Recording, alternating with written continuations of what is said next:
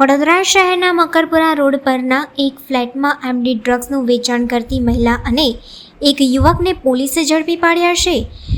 ઓએનજીસીની સામે રિદ્ધિ એવન્યુ એપાર્ટમેન્ટમાં ડ્રગ્સનું વેચાણ થઈ રહ્યું હોવાની વિગતોને પગલે એસઓજીની ટીમે દરોડો પાડ્યો હતો. પોલીસે મમતા દેવી ઉર્ફે માયા સુરેન્દ્રભાઈ ભગતને ઝડપી પાડી હતી.